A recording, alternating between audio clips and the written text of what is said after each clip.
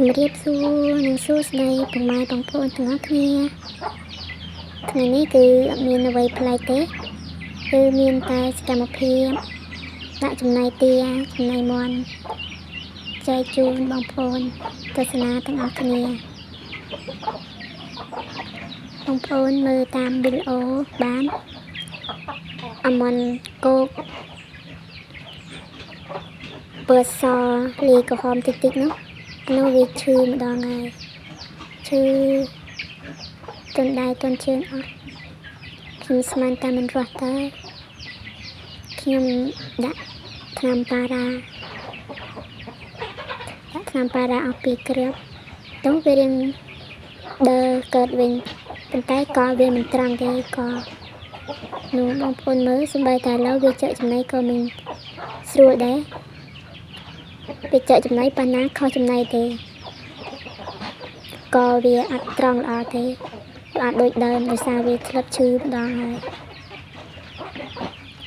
មើលរបស់ខ្ញុំមានតែប៉ុណ្ណឹងឯងដោយសារវាឈឺងប់អស់ម្សាហើយទាអីក៏ដោយដែរខ្ញុំលក់អស់ខ្លះនៅសល់ទាប្រហែលជា10ជាងទេភាសាទានេះគេមិនសូវឲ្យចិញ្ចឹមច្រើនដែរភាសាគេថាចិញ្ចឹមទានេះទៅវារស់ស៊ីដាក់តាមចាស់ពីដើមកាត់ប្រាប់បើនរណាចិញ្ចឹមសមយើងរកស៊ីធូរយើងនៅផ្ទះអត់ដឹងធ្វើអីក៏យើងចិញ្ចឹមសត្វទៅមានជ្រូកមានទាទុកក្រុមលក់ខ្លះបានកម្រៃខ្លះប៉ុន្តែទាកាប៉ាគឺស្រួលចិញ្ចឹមដូចតាពង5ណាប់គឺញាប់5ណាប់អត់ងាយញាប់ទេពីទូដាក់ងាយញាប់ទេហើយចិញ្ចឹមចាប់ធំទៀតដំបូងខ្ញុំមានតែ3ទេឈ្មោល1មេ2ចាំយូរទៅគេតែកើតបានទាប្រហែលជិត50ក្បាល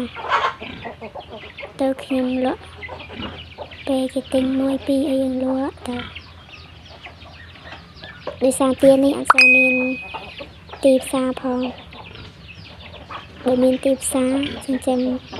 ដឹងតែត្រូវប៉ុណ្ណាវាសាច់ទានេះវាធំឲ្យវាសាច់នេះបើទាមួយទៀតទាគេហៅទាកាប់នោះអត់សូវមានសាច់ទេ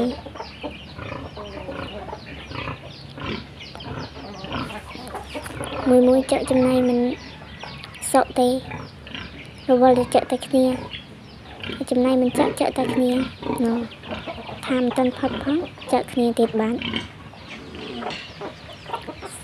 អាងតាគេតូចជាងខ្លួនធ្វើបាបគេ